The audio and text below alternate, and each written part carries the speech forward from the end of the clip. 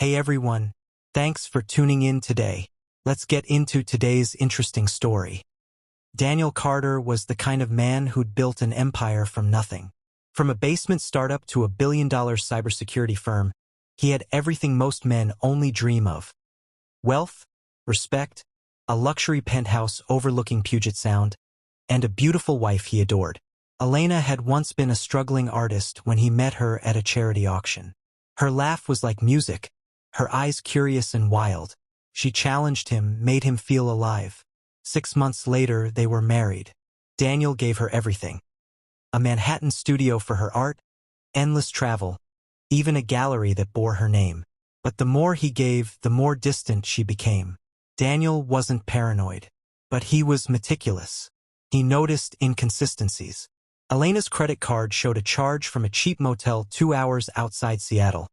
She claimed it was a detour on the way to a retreat. Her phone had been reset twice in 1 month. And the biggest red flag, she'd stopped touching him. Not just physically, emotionally.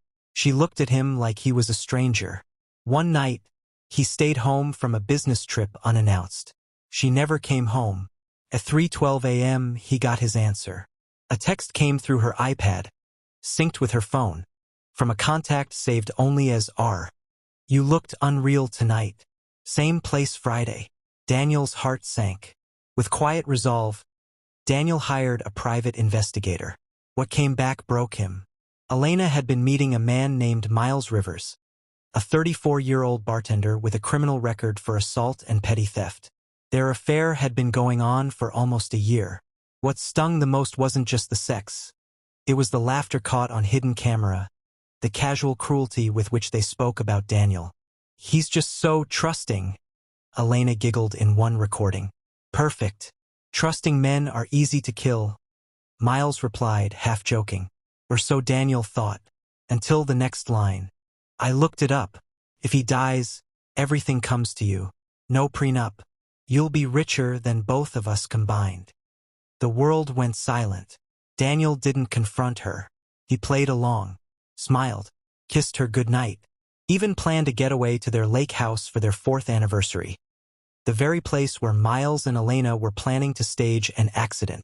A slip on the rocks, a capsized kayak, a life jacket forgotten. Daniel knew it all, so he turned the game around. He changed his will, quietly transferred assets to offshore accounts, created a fake portfolio of his net worth, inflating it to double what he truly had, all to lure Elena deeper into her illusion. And then he hired someone else. Not a killer, a hacker. Within a week, Miles Rivers' identity, financials, and communications were cloned. Every dirty deal he'd been involved in, including drugs, blackmail, and extortion, was compiled into a beautiful little folder and sent to a federal agent as an anonymous tip. But that wasn't the real show. The lake house was tranquil, quiet, beautiful in its deception. Elena pretended to be the doting wife. They drank wine, took photos. She even teared up as she gave him a hand-drawn card. Possibly her last act of manipulation. That night, Miles was supposed to sneak into the house and rig the kayak. But instead, he was greeted by 3 plainclothes agents with a federal warrant. He didn't even get to speak. By morning, he had vanished from Elena's life without a word. Daniel played the role of shocked, worried husband when Elena couldn't reach her lover. She panicked, cried, grew paranoid, and then she snapped. 2 weeks later, Elena confronted Daniel in his office. Her mask was off. I know what you did. Daniel leaned back. What exactly do you think I've done, Elena? You've ruined everything. You destroyed Miles. No, Elena. You destroyed everything. He handed her a manila folder. Inside, photos of her and Miles. Audio recordings. Financial records showing she funneled money to a secret account in the Caymans. Go ahead, he said coldly. Call a lawyer. Call the police. See who they believe. The grieving billionaire? Or the cheating wife with an offshore account and a boyfriend under federal investigation? She stood frozen. Then came the final blow. I filed for divorce yesterday. You'll get nothing. You can't do this, she screamed. I already did. Elena's world crumbled. The gallery closed. Her accounts were frozen.